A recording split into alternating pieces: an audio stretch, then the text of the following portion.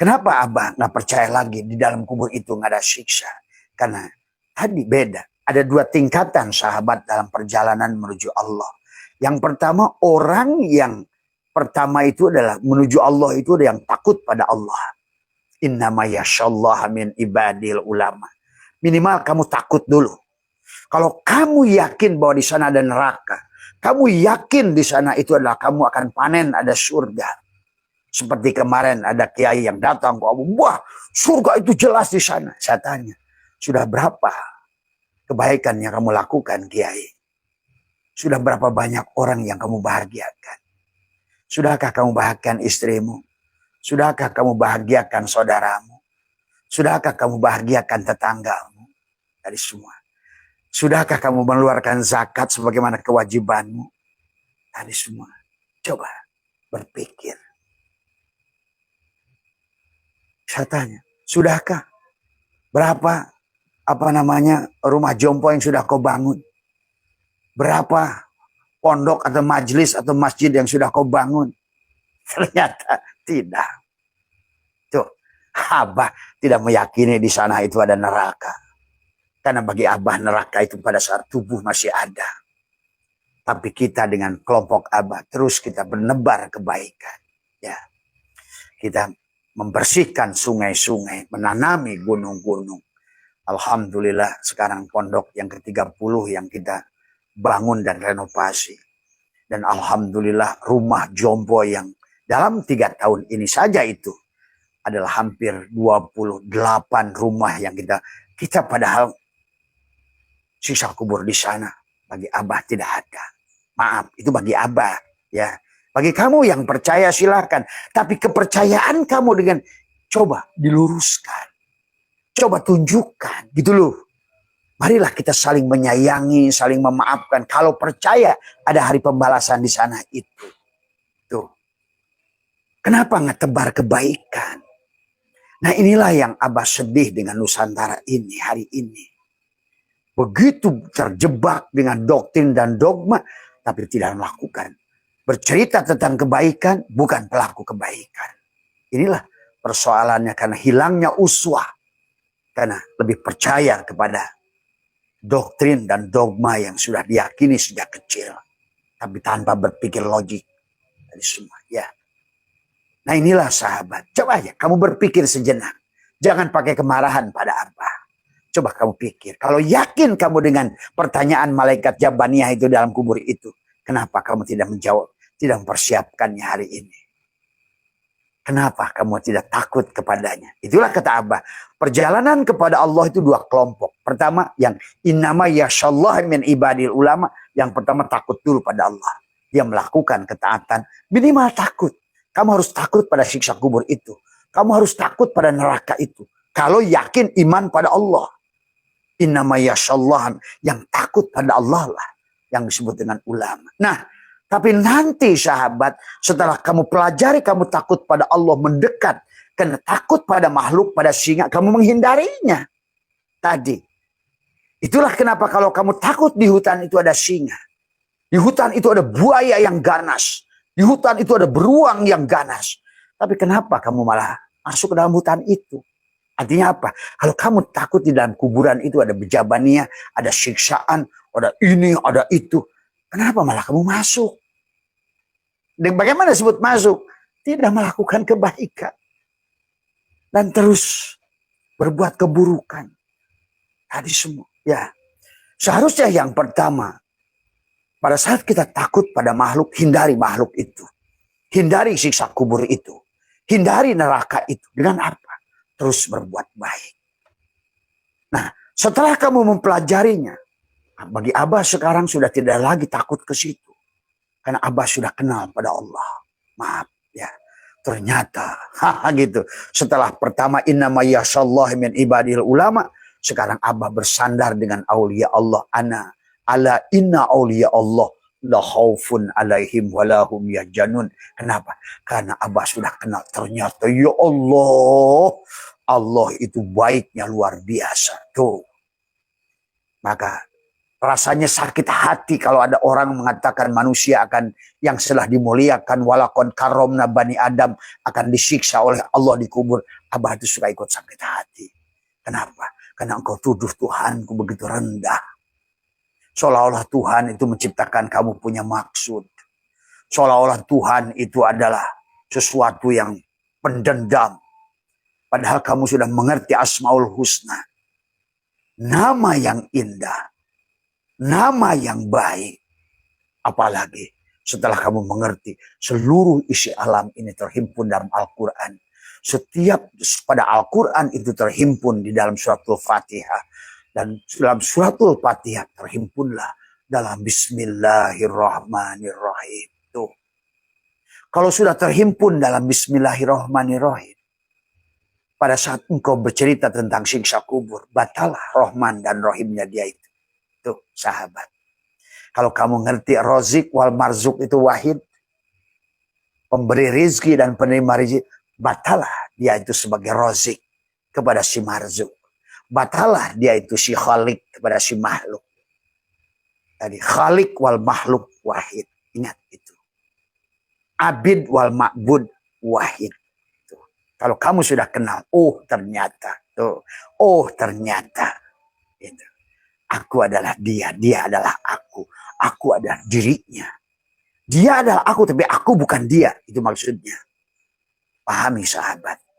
Kita adalah dirinya. Kenyataannya. Maka Abah memilih yang kedua. Yang pertama innama yakhshallaha min ibadil ulama. Adalah mereka yang takut pada Allah yang disebut ulama. Tapi Abah lebih memilih yang kedua. Adalah inna awliya Allah la khawfun alaihim walahum yazanun.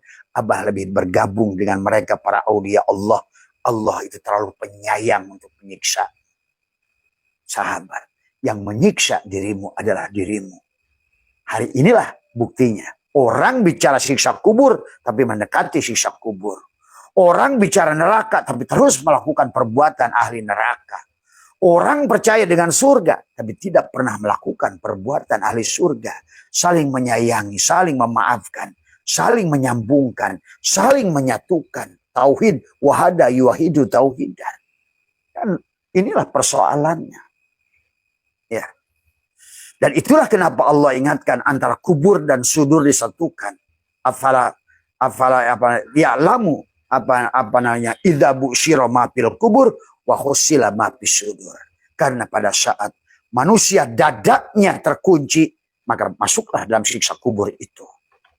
Sempit maka dada ini lebar, labur, lebur, luber, maka dia bebas dari siksa kubur. Maka keluarlah Ashabul Kahfi dari guhanya. Mana guhanya? Tubuh itulah kuburannya. Guha itu kuburan bagi Ashabul Kahfi. Dan Ashabul Kahfi ada dirimu, jiwamu. Dan keluarlah Yusuf dari penjaranya. Mana penjaranya?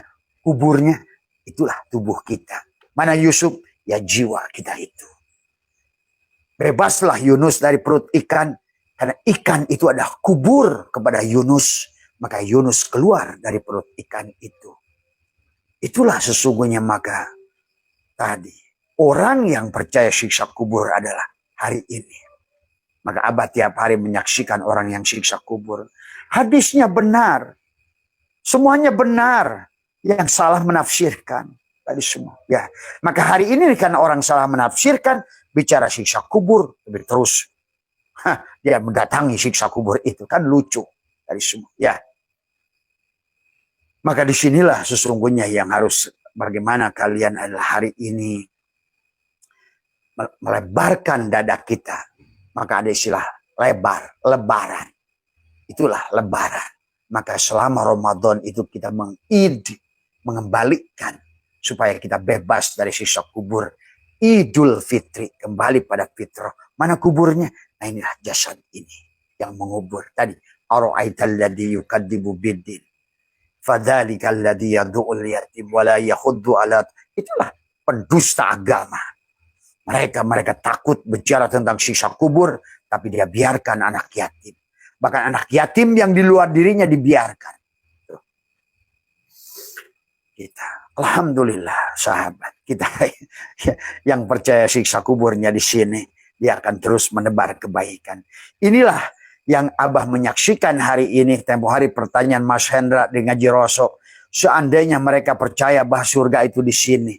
Seandainya mereka percaya neraka juga di sini. Seandainya mereka percaya bahwa siksa kubur itu di sini. Pasti mereka akan lebih hati-hati dalam berbuat. Kenapa? Kata Mas Hendra. Mereka itu justru bicara tentang neraka yang di sono. Surga yang di sono. Tapi justru mereka melakukan kerusakan. Karena mereka percaya nerakanya nanti. Tuh, padahal sahabat-sahabat kita, contoh yang di Sumatera, yang di mana, pada saat engkau tadi tidak peduli dengan lingkunganmu, kau tebang hutannya, kau rusak gunungnya, kau tebang kayunya, akhirnya neraka itu justru datang sekarang. Pada saat kamu masih punya jasad, sahabat.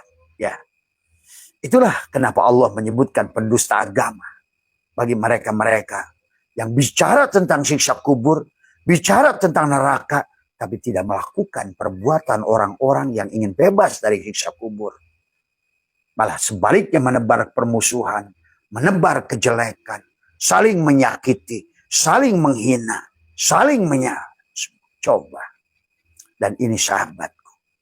Inilah kenapa Abah selama 1 tahun ini membuka ilmu hakikat. Ya. Walaupun ada yang berkata ilmu hakikat tidak boleh dikeluarkan. Betul. Abah setuju. Segala yang batin tidak boleh didohirkan. Tapi itu hanya kepada mereka yang belum paham. Tadi semua. Karena kalau seandainya mengeluarkan isi perut yang isi perutnya masih najis. Tentu yang keluar adalah najis. Tapi orang-orang yang sudah al-mutu qobla antamutu. Insya Allah. Seperti Abah.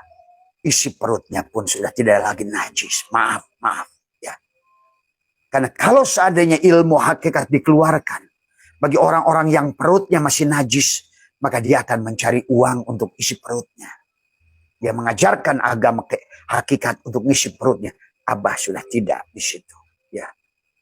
40 tahun Abah berdakwah tidak mencari uang. Ya. Karena Abah sudah bebas perut ini. Ya. Itulah ilmu hakikat tidak boleh dikeluarkan. Tadi ada tempo hari ada sahabat Abah yang ya karena cintanya kepada Abah, tolong ilmu hakikat jangan dikeluarkan. Ya sahabatku, betul apa yang kau katakan. Bagi kalian yang masih menjadikan perut kalian masih najis sehingga menjual ilmu hakikat untuk perut kalian, itu tidak boleh. Nah, tapi kalau kalian perutnya sudah bebas dari najis, insya Allah, maka harus kewajiban untuk kamu untuk mensyiarkannya supaya manusia mengerti tentang syariat dan hakikat yang sebenarnya. Jadi itu ya sahabat. Jadi ara'aital ladzi yukadzibu biddin fadzalikal ladzi yad'ul yatim wa la yahuddu ala ta'amil miskin. Fawailul lil musallin, celakalah salatnya itu. Ya, celaka. Celaka sholatnya. Karena kamu adalah pendusta agama. Kau tidak lahirkan. Jiwamu ada terkubur di dalam tubuhmu. Tadi. Afala ta'lamu. Idza busyira ma fil kubur. Wa hussila ma fis sudur. Dadanya sempit. Dadanya. Karena tidak pernah disucikan. Terkuburlah. Tadi. Walaqad dara'na li jahannama katsiran minal jinni wal ins lahum qulubun la yafqahuna biha. Tubuhnya menjadi kubur. Yang mengubur. Yang dikubur jiwanya. Yang dikubur akhirnya. Di dunia ini. Dia berbicara tentang siksa kubur. Tapi tidak pernah dia menghindari siksa kubur itu. Bahkan terus mendatangi siksa kubur itu. Sahabatku. Ya. Maka Abah saya itu menyampaikan ini. Tadi semua. Silakan bagi kalian percaya siksa kubur di sini, di sana. Bagi Abah nggak ada masalah. Tetapi ada bagaimana kita bebas. Bagaimana kita ada lakukan kalau yakin. Nah, tapi kalau Abah siksa kuburnya sekarang. Dan kamu harus bebas dari siksa kubur itu. Supaya kamu bebas dari judi online. Supaya kamu bebas dari kemiskinan. Karena inilah yang menghalangi kemiskinan. Keyakinan. Kuburmu itu. Tubuhmu itu. Kuburan. Sesungguhnya. Nah inilah. Maka orang-orang yang tidak mengerti tubuhnya tadi. Afala ta'lamu idabu syirama fil kubur wa husila ma fis sudur. Kubur dan sudur itu menyangkut satu. Kalau kamu dalam kuburan, sudurmu pun tidak akan bahagia. Karena disinilah sesungguhnya qad aflaha. Kata Allah, wa nafsi wa masawa fa'alaha ma fujuraha wa taqwaha. Tergantung. Qad aflaha man zakaha wa qad khaba man dasaha. Kalau seandainya tubuhmu adalah masih kuburan yang mengurung jiwamu untuk lahir, maka kau di dunia ini pun sudah siksa kubur sebetulnya. Dan itulah baginda Nabi sudah menyampaikan kepada kita, man tolaba maula bi ghairi nafsihi faqad dhalla dhalalan ba'ida. Apapun yang kamu cari yang berkaitan dengan produk Allah, siksa kubur, barjah, sirat, neraka, surga, disinilah letaknya pada diri. Karena tubuhmu lah yang harus membuktikan neraka itu. Tubuhmu lah yang membuktikan surga itu. Tubuhmu lah yang membuktikan siksa kubur itu. Itulah kenapa surat Hud mengatakan surga dan neraka di mana pada saat langit dan bumi masih ada. Mana langitnya? Adalah ruhmu. Mana buminya? Badanmu yang menjadikan kuburan kepada si jiwa, sehingga si jiwa dianggap sebagai pendusta agama oleh Allah. Ara'aital ladzi yukadzibu biddin fadzalikal ladzi yad'ul yatim. Buat sahabat teman Abah yang di Karawang yang kemarin berbagi, dan insyaallah ya teruskan perjuangan Abah support. Siapapun yang kalian ingin berbagi dengan anak yatim, dengan orang duafa, itulah. Sebab kalau kalian percaya dengan siksa kubur, lakukan itu. Sayangi makhluk, cintai makhluk, satukan makhluk. Nah, kalau bisa seperti Rasulullah, Yahudi, jangan pandang cangkangnya. Pandanglah. Karena seluruh isi alam ini hanyalah sarung golok yang mana golok sedang bersembunyi di dalamnya. Tuh. Dialah. Makanya kata Syatuilah adharo, wis ngadarkan Allah wujuda kula syai'in, wujudnya segala perkara li'annahu karena satunya Allah al-batin watwah. Dan tugasmu hari ini adalah menghilangkan wujuda kula syai'in, apapun wujudmu, li'annahu karena satunya Allah ad-dhahir. Mari kita dhahirkan Allah itu wujud, wal awal wal akhir wal dhahir wal batin. Dhahirkan Allah. Karena kita ini semua adalah kenyataan mazhar Allah, ainullah, kenyataan Allah, diri Tuhan itu sendiri. Maka kata Abah, seluruh isi alam ini adalah hanyalah tajaliyat, ta'ayyunat, tanajulat, penampakan daripada Allah. Pada apanya? Pada fiilnya. Nyatalah pada tubuhmu. Jadi kubur itu adalah pada saat tubuhmu kau anggap yang melakukan ketaatan, maka sesungguhnya tubuhmu lah kuburan itu. Tuh. Maka sesungguhnya tubuh ini adalah, maka ada istilah syariat pada tubuh ini. Maka ada fikih pada tubuh ini. Karena tubuh ini untuk membuktikan adanya fi'il Allah tuh. Sementara hati untuk membuktikan adanya asma Allah. Sementara jiwa atau ruh untuk membuktikan adanya sifat Allah. Sementara syir untuk membuktikan adanya zat Allah itu sendiri. Tuh. Maka orang dengan syariat belajar bagaimana mengelola kuburnya, tubuhnya. Inilah kubur. Ya. Tadi kata Allah, afala ta'lamu idabu syira ma fil kubur wa husila ma fis sudur. Inilah semuanya. Kubur, sudur. Kubur, sudur. Kalau dadamu terkunci, maka tubuhmu akan mengalami siksa kubur sekarang ini. Siapa yang terkubur? Jiwamu yang terkubur. Sehingga kau hilang kebahagiaan. Kau hilang keyakinan. Dan itulah Allah mengingatkan kepada kita. Suruh mati sekarang. Nah gitu. Walau anna katabna alaihim aniktulu anfusakum aw ikhruju min diyarikum ma fa'aluhu illa qalilun minhum. Dari semua. Hanya sedikit orang-orang yang menyadari tubuhnya lah kuburan itu hari ini. Sehingga membuat dia tidak bahagia. Dan makanya oleh Allah disuruh, seandainya walau anna katabna. Nah, bagi Abah sekarang sahabat, mungkin ada juga yang bertanya, Abah begitu yakin tidak ada siksa kubur. Kenapa? Karena inilah dirinya. Rozik wal marzuk wahid. Tuh. Apakah Rozik akan menyiksa si Marzuk? Apakah si Abid akan menyiksa si Ma'bud? Apakah si Ma'bud akan menyiksa si Abid? Pada saat si Ma'bud tidak ada tanpa Abid.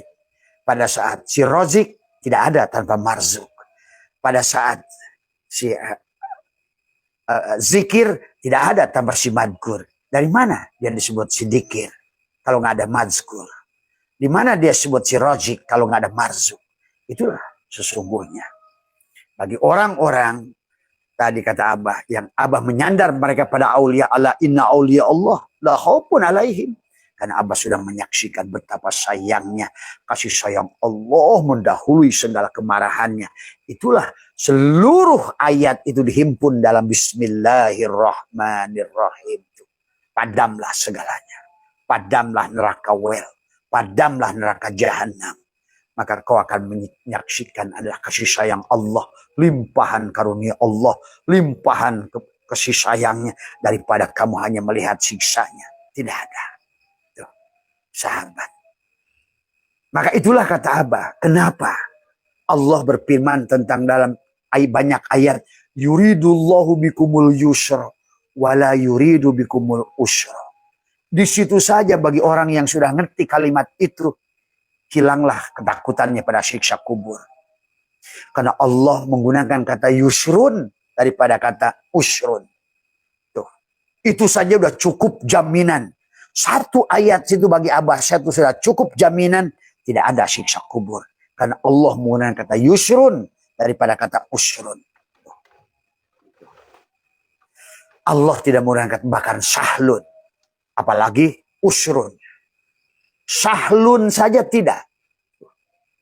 Itulah maka Abah sering katakan. Dan kemudian kalimat yang kedua tadi. La yukallifullahu nafsan illa wus'aha laha makasabat wa alaiha maktasabat. Di situ pun Abah itu sudah hilang. Bahwa kepada ketakutan pada neraka dan siksa kubur. Karena ternyata Allah menggunakan laha makasabat wa alaiha maktasabat. Kata kasabah dan iktasabah sudah cukup jaminan buat Abah Setu. Kata kasabah, wajannya fa'ala. Ada asobah, dikalikan 70, dikalikan 700. Karena Tuhan saking sayangnya sama kamu, amaliah kecil pun dikalikan 70, 700. Sementara untuk menjemput kemarahannya, yang disebutkan perbuatan maksiat, iktasabah, wajan ifta'ala. Kamu membutuhkan ijtihad, perjuangan untuk sebuah dosa.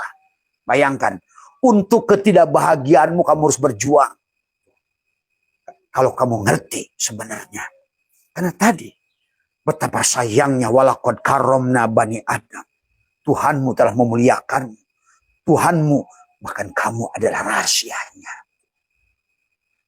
Al-insanu syirri wa anna syirrahu. Al-insanu syirri wa syirri sifati. Wasifati la ghairi. Bayangkan. Wallahul batinul insan. Dan Allah itu batinnya insan. Tuh. Di mana kamu akan menuduh dia akan nyiksa kamu. Baik di kubur maupun di neraka. Pada saat laha maka sabat. Wa'ilah. Artinya hampir sama. Kebaikan akan dibalas. Keburukan akan dibalas. Tapi lihat. Kenapa Allah menggunakan satu kasabah. Yang satu menggunakan iktasabah. Yang satu menggunakan wajan fa'ala. Yang satu menggunakan ifta'ala. Di situ saja bagi Abah Setu. Cukup. Cukup. Tidak lagi ketakutan. Ala inna awliya Allah la khaufun. Karena begitu sayangnya dia pada kita. Karena untuk iktasabah. Dengan wajan ifta'ala. Membutuhkan ijtihad. Untuk berjuang. Untuk berdosa itu. Karena pada saat kamu melakukannya. Dikasih satu. Pada saat tidak melakukannya, malah daripada dosa kamu jadi pahala. Coba bayangkan betapa sayangnya Allah. Bayangkan. Tadi semua. Maka kata Abah, mencari neraka itu susah. Mencari susah itu susah. Mencari miskin itu susah sebetulnya. Tapi keyakinanmu tidak ada pada Allah masalahnya. Tadi ngomong-ngomong siksa kubur. Takut dengan siksa kubur, tapi kamu tiap hari melakukan perbuatan. Malah kamu tidak pernah menganggap seolah-olah Allah itu main-main. Bagi Abah bukan begitu. Ya, Itulah sahabat kenapa Abah saya tuh gak percaya di situ ada neraka. Nah, neraka itu hari ini pada saat engkau tidak percaya pada dia, justru pada saat engkau tidak merasakan kehadiran dia. Itulah yang kata Allah, wa man a'rada an dzikri fa inna lahu ma'isyatan donka. Itulah donka, itulah sempit neraka, siksa kubur. Karena engkau berpisah. Engkau tidak menyadari kamu adalah madkur dan dia adalah zikir. Engkau adalah marzuk dan dia adalah rozik. Engkau adalah abid dan dia adalah ma'bud. Maka disitulah waman a'rada an dzikri fa inna lahu ma'isyatan donka. Nah, disitulah persoalannya. Kenapa Abah sedikit pun, kan tadi ada bersandar pada mereka para aulia, dan para aulia ala inna aulia Allah la khaufun. Kenapa? Karena saking sayangnya Allah. Tadi contohnya kata yusrun digunakan oleh Allah, bukan sahlun. Itu aja sudah bagi Abah. Orang yang masih bicara tentang siksa kubur, kata Abah yang sakit hati. Kenapa? Betapa kau tuduh Tuhanku yang begitu baik. Kau tuduh Tuhan yang begitu sudah menggunakan kata yusrun pun kau masih tuduh. Bayangkan. Laha makasabat wa alaiha maktasabat. Di situ pun bagi Abah saya itu, dengan satu kata itu cukuplah. Tidak ada lagi tuduhan kepada dia. Adapun kesulitan, akulah yang membuatnya. Tuh, mendingan begitu. Tadi semua. Nah, apalagi kata itu digunakan oleh Allah di dalam surat Al-Insyirah. Allah menggunakan alam nasrah. A-nya istifham. Nasrah. Fiilnya nasrah. Siapa maf'ulnya? Si sodrok. Tuh. Sodrok itu mudhof. Mudhof ilaih. Itu pun di situ pun sebenarnya bagi orang yang sudah ngerti ngaji, tidak ada lagi juga takut pada siksa kubur dan neraka. Sebenarnya. Apalagi pada saat fa'inna. Fa'nya ada harfu adalah istinafin. Inna harfu taukidin. Ma'a dorob. Disatukan. Harfu istinafin. Harfu taukidin. Dengan dorob. Fa'inna ma'a. Di situ ada dua isim ma'rifat ketemu.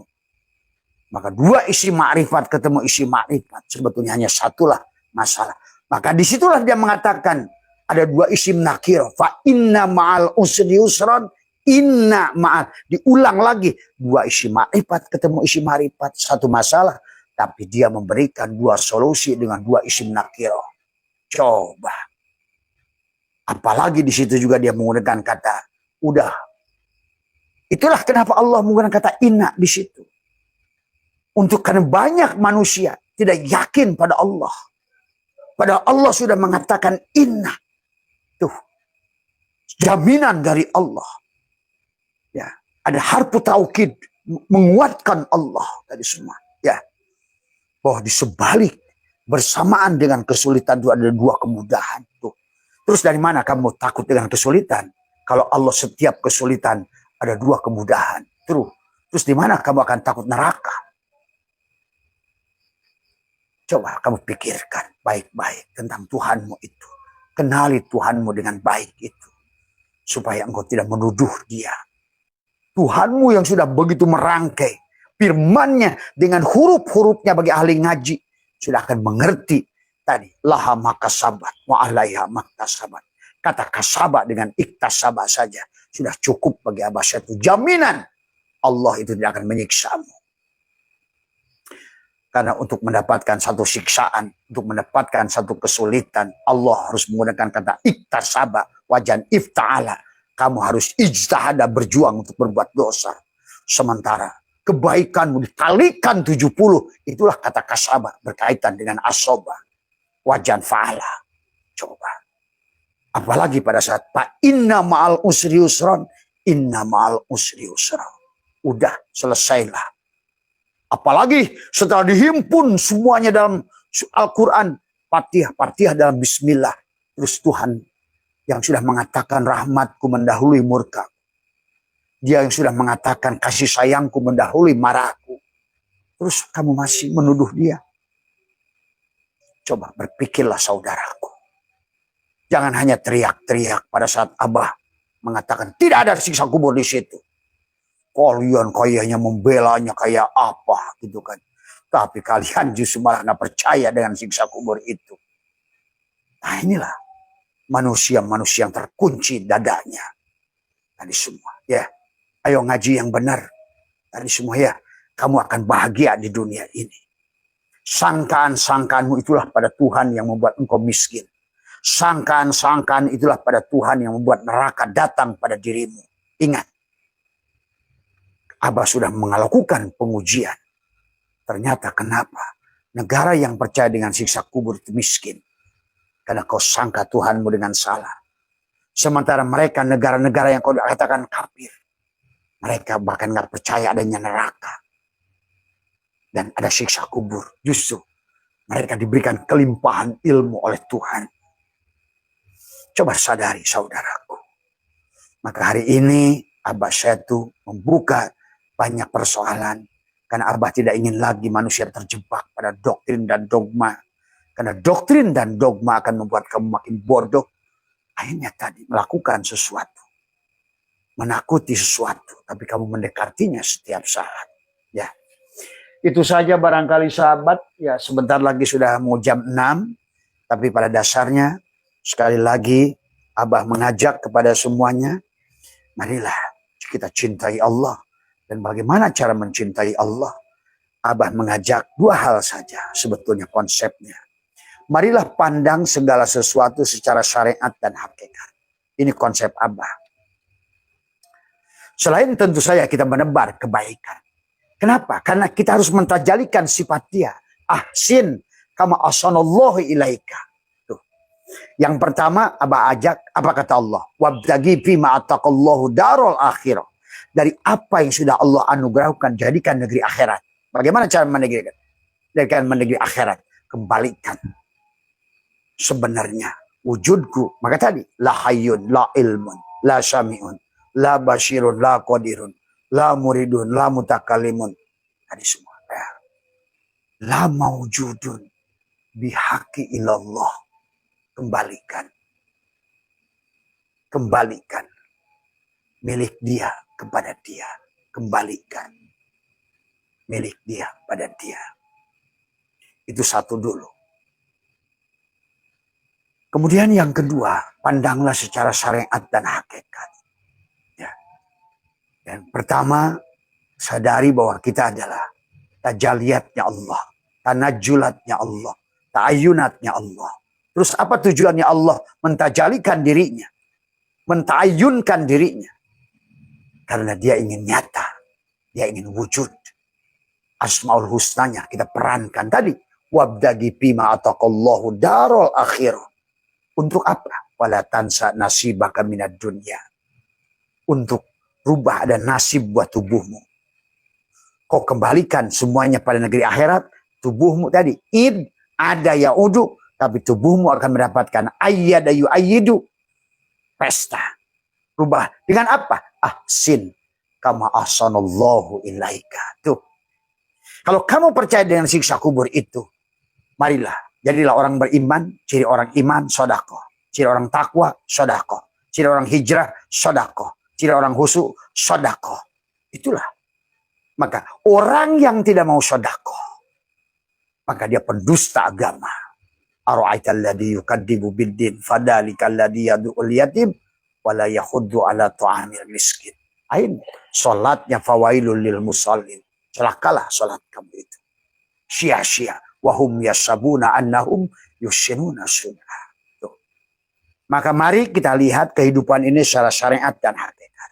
Segala kebaikan yang dilakukan oleh orang pandang secara syariat kata Abah. Apapun kebaikan yang dilakukan oleh orang pandanglah secara syariat supaya kamu bisa membalasnya berterima kasih. Karena kata baginda Nabi malam yaskurin nas lam yaskurillah. Kamu tidak berterima kasih kepada manusia yang mendatangkan kebaikan pada dirimu, sebenarnya kau sedang tidak berterima kasih pada Allah. Tuh.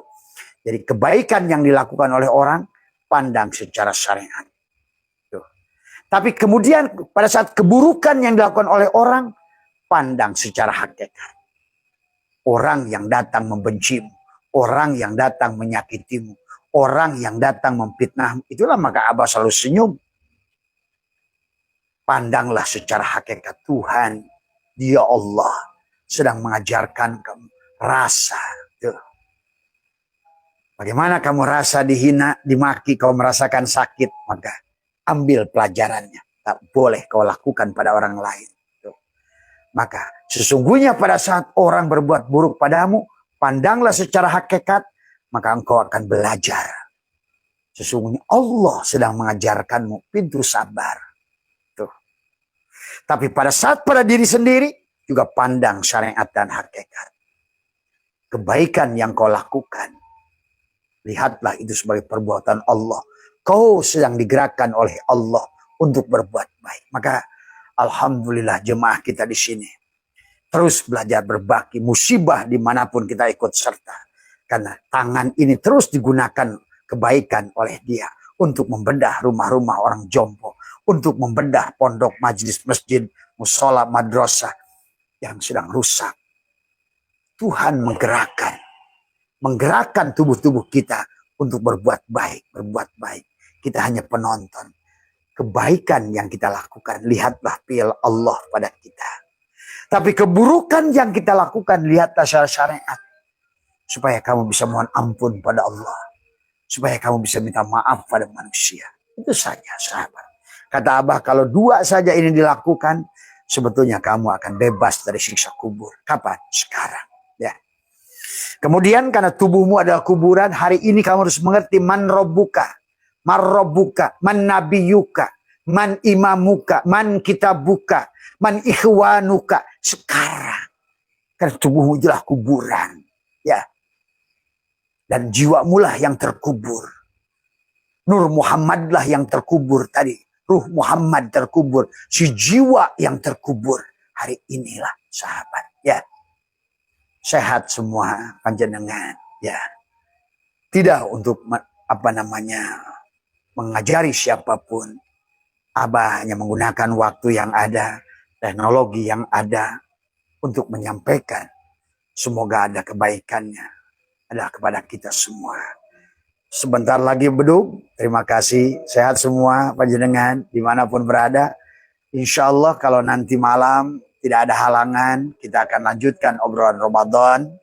Kita semua ya dan selalu sehat semua. Ayo bahagia sahabat, bahagia. Maka hilangkan doktrin dan dogma supaya kamu bahagia, supaya kamu lepas.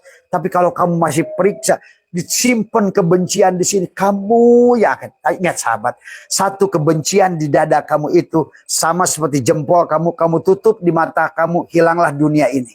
Maka satu kebencian yang kau tanam di hatimu akan menutup mata hatimu untuk melihat kebenaran dan kebaikan. Percaya. Maka lebih baik kita bersihkan dada ini. Itulah tadi kenapa siksa kubur dengan dada. Tadi. Itu dah. Tadi. Afala ta'lamu idza bu'syira ma fil kubur wa husila ma fis sudur. Kubur itu dekat dengan sudur. Ingat itu. Ya. Abah hafal semuanya di dalam ilmu, dalam bab fikih. Karena saya ini sekian puluh tahun adalah fuqaha. Tadi semua bahkan bukan hanya abal-abal saya menguasainya. Saya betul-betul menguasai tadi semua ya. Termasuk saya mengkritisi adalah sekarang tahlilan gaya NU.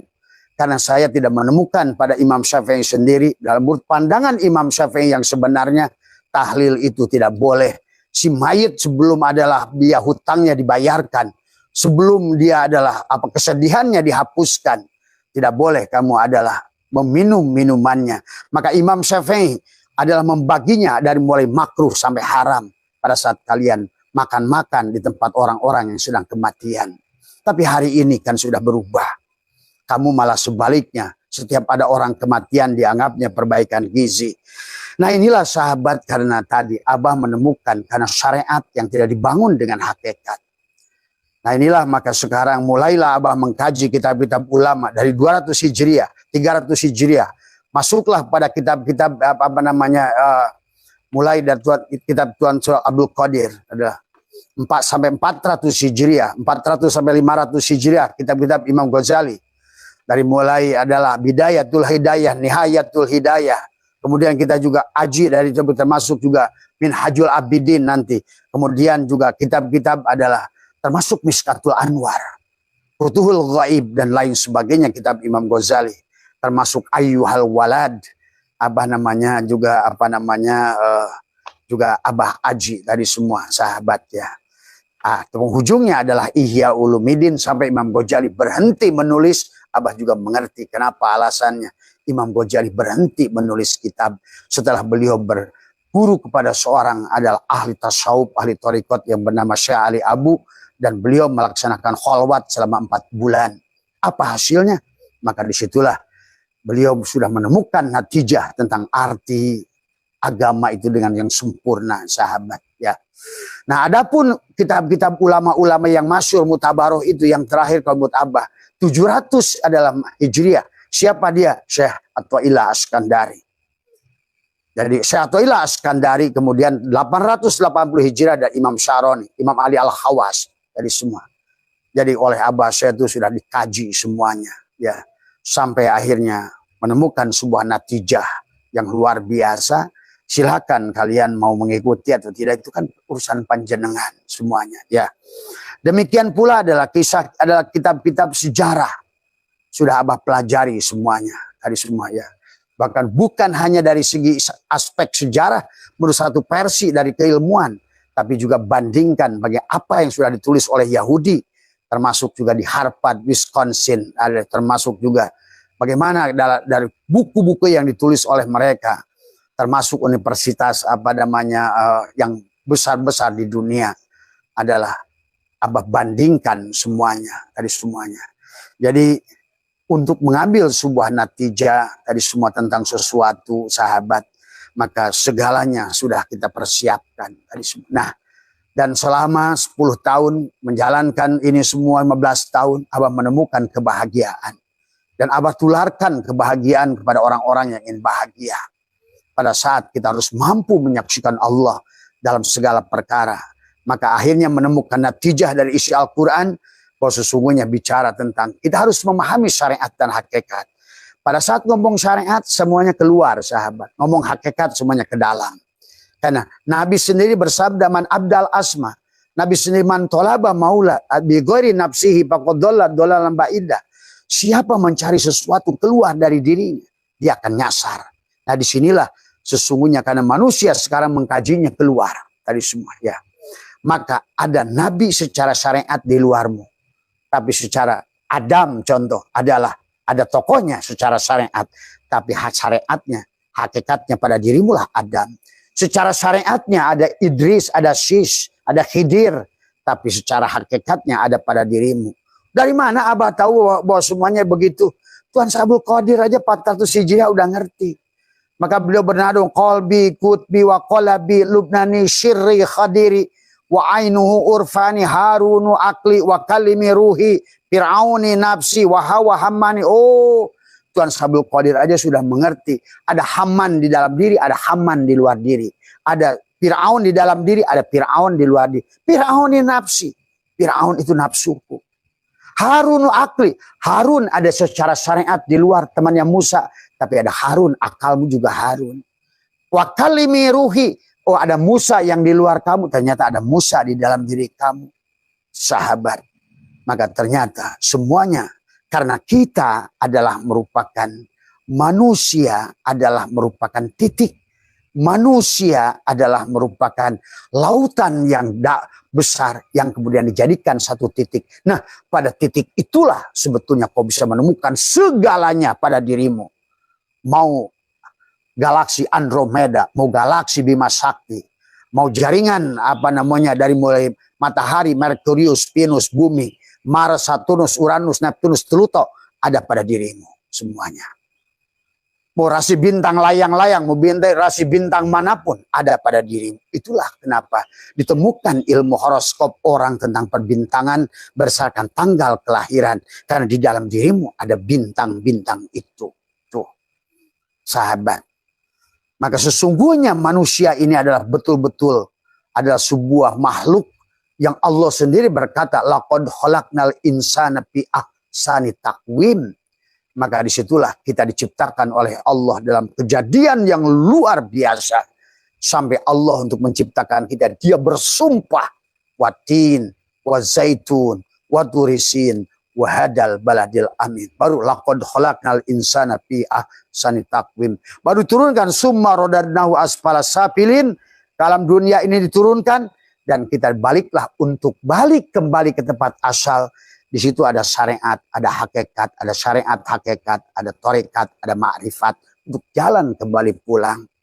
Karena pada dasarnya kita datang dari hakikat, turunlah ke ma'rifat, turunlah kepada tarekat, turunlah pada fiilnya yang disebut dengan syariat. Jadi syariat untuk melihat fiilnya, tarekat untuk melihat asmanya, hakikat untuk melihat sifatnya, dan kembali kepadanya adalah untuk kembali kepada syir untuk menyaksikan zatnya. Tuh sahabat. Jadi istilah syariat, tarekat, hakikat, ma'rifat bicara tubuhmu. Sama saja begitu. Sesungguhnya kamu adalah dari inti daripada kelapa. Tadi semua ya. Maka inilah seluruh isi alam mengajarkan kepada kita syariat, tarekat, hakikat, ma'rifat. Contohnya apa? Syariatnya adalah baju. Tapi tarekatnya adalah kain. Hakikatnya adalah kapas, ma'rifatnya adalah benang, tadi semua ya. Dan hakikatnya adalah benang, tetapi ma'rifatnya adalah kapas. Semua baju kita pun 4 bagian, syariat, tarekat, hakikat, ma'rifat. Tidak ada. Semua benda di dunia ini selalu melambangkan syariat, tarekat, hakikat, ma'rifat. Sebenarnya tadi. Maka Abah pernah menyimpulkan syariat adalah 1/4 luar untuk melihat fiilnya pada diri kita. Bukan fiilmu. Fiilnya. Itulah Imam Asy'ari, Imam Maturidi mengajarkan sifat 20. Tadi ada ayan khoraziyah, ada sifat adam, ada 7 sifat ma'ani yang harus kamu kembalikan. La hayyun, la ilmun, la sami'un, la basirun, la qadirun, la muridun, la mutakallimun, la maujudun, kudrat, iradat, hayat, ilmu, sama, kalam, basor, ayan khoraziyah. Tapi itu tidak punya daya kalau tidak disambungkan kepada Muhammad, Rasul, adalah ayan sabito, ruhmu yang ditiupkan oleh Allah pada diri kita. Hanya ruhlah sebetulnya. Ternyata hidup itu datang dari ruh. Ternyata melihat itu pada saat datang ke hidung namanya ruh itu napas. Pada saat datang ke mata ruh itu disebut dengan mata atau basor. Pada saat datang ke telinga ruh itu disebut sama. Pada datang ke akal ruh itu disebut ilmu. Pada saat kamu yakin ruh itu disebut iman. Pada saat punya keinginan, ruh itu disebut dengan nafsu. Pada saat keinginannya baik disebut mutmainnah. Tapi pada saat keinginan tidak baik disebut amarah. Tuh. Ruh. Siapa itu? Muhammad. Maka Adam Abu Jasad adalah kopikonya. Muhammad Abu Ruh adalah gulanya. Allah Abu Hayat adalah manisnya. Itulah sesungguhnya sahabat yang diajarkan kepada kita. Maka dibagilah dalam misi yang dibawa oleh Nabi Muhammad, Islam, iman, ihsan. Islam untuk tubuhnya diatur dengan fikih tadi semua. Iman dengan kolbunya, tauhid. Adapun tasawuf adalah akhlak. Karena kita adalah makhluk, Allah khalik. Khalik wal makhluk wahid. Itulah harus dikawinkan. Disinilah sesungguhnya letaknya syariat dan hakikat tidak bisa dipisah. Hakikatnya adalah khalik, tapi syariatnya adalah makhluk. Nah disitulah la ilaha illallah Muhammadur Rasulullah tidak bisa dipisah antara rozik dan marzuk. Siapa rozik? Dialah penciptanya. Kan di awal pun Asmaul Husna yang merupakan luluberannya kita harus didohirkan, diperankan oleh si Adam. Bagaimana si Adam wujud? Bagaimana si Adam hidup? Bagaimana si Adam berkalam? Bagaimana si Adam mendengar? Bagaimana si Adam bergerak? Bagaimana si Adam diam? Itulah sesungguhnya yang ingin ditunjukkan olehnya adalah dirinya. Tadi semua ya. Kalau tidak begitu, berarti akhirnya manusia hari ini beragama hilang Allah. Hilanglah keyakinan. Hilanglah kebahagiaan. Hilanglah ketenangan. Miskinlah akhirnya. Tidak berdaya. Boro-boro untuk memakmurkan manusia. Untuk dirinya. Dia tidak makmur. Inilah yang Abah kritisi. Makanya kata Abah hari ini, tidak usah lagi kita menutupi hakikat. Karena hakikat ditutupi adalah karena ulahnya Senokor Gronya. Pada saat dia mengkapirkan 12 torikoh dan menganggap di dalam kitab oleh siapa itu ada seseorang saat itu adalah yang dia mengatakan menulis dalam sebuah kitabnya Minhajul Istiqomah Fidini Wasalamah, Habib Hussein dari semua ya, yang harus kalian pahami. Senokor Gronya lah yang mengatakan fitnahlah hakikat. Hai sahabat ya. Jadi kalian harus mengerti sejarahnya, kenapa hakikat ditutup, kenapa hakikat tidak boleh disampaikan. Senokor Gronya. Kenapa Senokor Gronya itu menutup? Karena dia tahu 5 tahun perang dengan orang hakikat seperti Pangeran Diponegoro, 20 juta gulden hangus habis. Karena orang hakikat tidak akan takut mati, sahabat. Seperti Abah Setu, tidak takut mati. Karena tidak pernah merasa memiliki hidup. Tuh. Orang yang tidak pernah merasa memiliki hidup, tidak pernah takut mati. Percaya. Kata Abah. Ya, disinilah sesungguhnya. Maka yang berkaitan dengan kulit, sahabat, itu di-upgrade semuanya. Maka sesungguhnya bicara sisi luar, itulah pandangan fuqaha melihat sisi luar kulit, itu akan di-upgrade sebetulnya. Maka itulah ada 3 lapisan ke dalam yang tidak pernah tagoyur, tapi ada bagian lapisan luar yang selalu tagoyur. Itulah kalau kalian pelajari bagaimana dari mulai Imam Ja'far As-Shadiq 90 Hijriah, naiklah kepada Imam Hanafi, Imam Maliki, Imam Syafi'i, termasuk Imam Hambali, dan muridnya Imam Hambali ada termasuk Imam Bukhari. Itulah Imam Bukhari yang menghanguskan hampir 600.000 hadis. Karena hadis itu palsu. Setelah baru saja 200 tahun. Itu hadis sudah hampir 1 juta hadis yang palsu, sahabat. Nah inilah yang harus kalian pahami sejarahnya. Dari semua ya. Kemudian bagaimana saat itu politik agama. Bagaimana manusia dalam saling menguasai dengan menggunakan agama. Inilah yang harus kalian adalah belajar banyak tentang sejarah. Belajar banyak tentang sejarah. Bagaimana sejarah mazhab. Bagaimana Imam Syafi'i sampai dibui. Kalian tahu misalnya. Nah, inilah kadang-kadang. Dan termasuk juga. Kenapa ada Sunni dan Syiah. Kalian tahu kisahnya. Bagaimana Sa'ad bin Ubadah. Nah, kemudian akhirnya terjadilah jasad baginda Nabi 3 hari nggak ada yang mau menguburkan. Karena mereka muktamar. Sahabat. Pahami ini kisah sejarahnya. Sampai nanti Ali dengan istri tercintanya Rasul harus perang. Kalian tahu kisahnya? Dari semua. Ya. Yang ujungnya nanti adalah di Karbala, Hasan dan Husain dipenggal. Kalian harus mengerti kisah-kisah semacam ini. Supaya kalian itu memahami agama bukan pada doktrin dan dogma. Tapi betul-betul secara runut memahami. Bagaimana sampai hari ini yang namanya syariat itu tagoyur. Karena memang bagian yang luar ini oleh Allah dibuat tagoyur. Tadi semua. Kan Abah sering katakan. Antara alat transportasi zaman Nabi sama hari ini beda jauh. Alat komunikasi zaman Nabi sama hari ini sudah beda jauh. Semuanya bagian luar itu tagoyur. Itulah juga para imam mujtahid ini. Pada sahabat zaman hidupnya berubah-ubah pandangan. Karena fikih itu akan terpengaruh dengan ruang dan waktu, sahabat. Pada saat ruang dan waktu bergeser, Imam Syafi'i dari kaul qadim menjadi kaul jadid. Coba kalian tuh pahami kisah kayak begini. Ya, inilah yang harusnya kalian pahami bagaimana ilmu itu ada sampai pada kalian hari ini. Coba kalian pelajari. Kalau Abah, silakan kalian nggak usah percaya dengan Abah Setu, tapi kalian pelajari sendiri, pahami sendiri. Bahkan kalian akan ketemu natijahnya nanti. Kenapa Tuhan itu mengupgrade segala perkara? Kata Abah.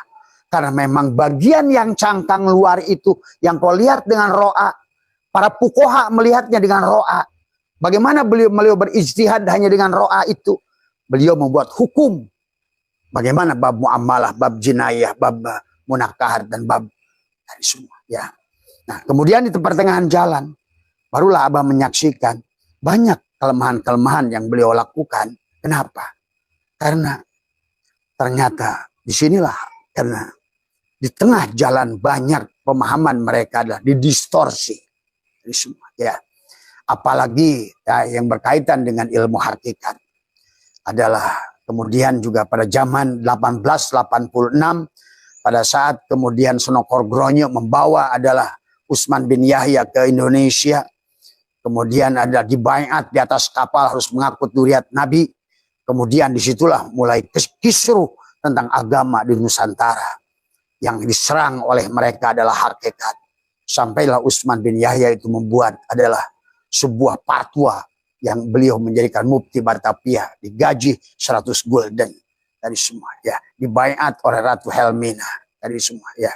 Dari disitulah ulama-ulama Nusantara hakikat banyak yang di Banten terjadi, geger Banten, geger Cilegon, geger Tambun, geger Jakarta, geger Cianjur, itu semua adalah dalam rangka orang hakikat dipitnah. Kenapa? Karena Belanda merasakan perang dengan orang hakikat tidak akan pernah menang. Nah, inilah yang Allah juga sindir kepada manusia seluruhnya tentang kebangkitan bangsa Persia. Yang Abah sudah jelaskan tentang surat Muhammad ayat 38. Bagaimana Rasulullah menepuk Salman Al-Farisi. Hei Salman, satu saat nanti orang-orang Islam itu mereka bahil, kata Allah. Sesungguhnya mereka tidak mau berjuang untuk agamanya. Tapi kamu, bangsa kamu Salman, itulah Salman itu adalah orang Persia, orang Iran, sahabat. Hari ini kasus itu sedang terjadi. Bagaimana Iran sedang berjuang sendiri. Tadi semua, menegakkan semua. Dan mereka setelah dipitnah adalah hampir ratusan tahun. Tadi semua, diboikot oleh Zionis puluhan tahun. Tapi tetap mereka menunjukkan komitmennya. Mereka tegak berdiri. Walaupun dipitnah dari kiri dan kanan, terutama oleh orang Sunni, dari semua, ya. Nah, inilah sesungguhnya yang harus kalian pahami adalah hari ini. Inilah yang terjadi, sahabat. Dan marilah dalam sisa kita kalian tonton, Abah hanya ingin menyampaikan, silakan kalian tonton sendiri bagaimana kehidupan ini 10 tahun yang akan datang, 20 tahun yang akan datang. Kalau Abah saya itu sudah menyaksikannya tadi semua, ya, terserah panjenengan tadi semua, ya. Tadinya Abah yang memberikan perbekalan kepada orang-orang yang masih melek syariat, tetapi kalian adalah cara memandangnya berbeda, silahkan. Maka Abah menyarankan, Abah mengharamkan kepada orang-orang syariat menonton video Abah. Abah haramkan, betul. Karena kalian selama kalian gak paham, kalian hanya menimbulkan fitnah saja tadi semua, ya. Maka saya tidak ridho satupun ilmu saya kalian gunakan dari semua, ya. Kalau masih kalian berprinsip seperti itu, ya. Dan sekali lagi nanti buat di YouTube, nanti kepada admin tolong. Admin itu adalah hanya khusus kepada orang-orang tadi adalah orang-orang thariqat dan orang-orang hakikat ma'rifat saja yang bisa menyaksikan itu, ya. Dan sekali lagi kepada orang-orang yang masih melek syariatnya, daripada kalian membuat komen yang tidak berguna, membuat diri kalian adalah rugi diri kalian sendiri, sebaiknya nggak usah nonton video Abah. Maka kalau begitu Abah boleh mengatakan, mengharamkan kepada siapapun yang masih syariat murni. Karena apa yang Abah ajarkan ini adalah kepada mereka-mereka yang siap move on, yang siap mi'raj, yang siap merubah nasibnya, yang siap menjadikan, menegakkan adalah kehidupan ini dengan penuh keyakinan, yakin pada Allahnya, karena Allahnya tidak di langit ketujuh lagi, wa huwa ma'akum aina ma kuntum, bersama dirimu. Allahnya tidak pernah berpisah dengan dirimu. Tadi semua Allahnya adalah wa nahnu aqrabu ilahi min hablil warid. Allahnya adalah antara abid wal ma'bud wahid, razik wal marzuk wahid, khalik wal makhluk wahid. Maka temukanlah hakikatnya selalu adalah pada dirimu tadi semua. Karena inilah sesungguhnya adalah mazhar, kenyataan dari ainullah, wujudullah, kenyataannya. Silahkan, ya. Itu saja barangkali buat sahabat-sahabat, buat teman-teman semua, ya. Buat nanti malam ada teman-teman Nahdien yang mau datang, Abah siap. Abah tampung dari semua. Besok Abah Rabu ada di Sukabumi. Buat kalian ulama Sukabumi yang merasa ingin penasaran dengan ilmu Abah, mari kita dohirkan, mari kita buktikan. Abah tunggu di Cisaat ya, di rumah Abah di Cisaat ya. Tadi semua supaya kalian itu biar memandang dengan benar tadi semua. Kalau kalian taslim silahkan, kalau enggak taslim pun silahkan. Tapi persiapkan diri kalian juga untuk diskusi ini. Karena ini ranah yang berbeda. Abah sering katakan Musa dan Khidir sulit ketemu sesungguhnya. Tetapi bagi Abah harusnya Musa dan Khidir itu satu. Yang satu adalah dohirnya, satu adalah batinnya. Harusnya di zaman semacam ini tiada lagi Musa dan Khidir. Karena secara syariat ada Musa di luar, secara hakikat kamu adalah Musa dari semua ya. Inilah sahabat, kalau syariat mandangnya keluar, hakikat adalah ke dalam. Ada Ibrahim di luar sana, tapi ada Ibrahim dalam dirimu. Ada Muhammad di luar sana, ada Muhammad pada dirimu. Demikian seluruh aspek kehidupan. Karena kamu adalah satu titik yang merupakan adalah hakikat kehidupan itu sendiri. Nah itu ya. Ya maaf sahabat sekali lagi ya. Maka barangkali sebagai penutup dari Abah, sebetulnya Syekh Athaillah sudah menjelaskan. Karena kitab hikam adalah kitab hakikat. Maka Abah aneh ada orang syariat mengkaji hikam tadi semua ya. Di dalam kitab hikam ini Syekh Athaillah menjelaskan tentang ada dua kaum ya. Kaumun aqamahumul haqqu adalah khidmatihi wa qaumun nihtas sohum ala bimahabbatihi. Iya. Ada kaum yang Allah tegakkan untuk melayaninya dan ada kaum yang Allah istimewakan dengan mencintainya. Ya. Ada yang melayaninya, ada yang mencintainya. Inilah yang disebut makom muraqabah dan makom musyahadah, sahabat ya. Makom muraqabah, makom sifat, makom pada Muhammad. Yang sholat Muhammad, yang bersaksi Muhammad, yang disaksikan Allah. Tapi kaum yang mencintainya adalah mereka yang sudah makom musyahadah. Kalau makom muraqabah, makom fanabillah. Makom musyahadah, makom baqobillah. Dia menyaksikan dirinya. Dia menyembah dirinya. Dia inilah sahabat ya. Silakan kamu adalah mau di mana dan semuanya adalah ingat urusan akhirat itu tanggung jawab masing-masing dari semua. Nggak usah mengkritisi siapapun. Sesungguhnya adalah nikmati saja. Kalau seandainya menemukan kenyamanan berarti benarlah resep itu. Tapi kalau kamu masih menderita, udah menderita, miskin, kurang tadi, miskin, lemah, tidak berdaya, hilang keyakinan, ya silakan kalian analisa sendiri.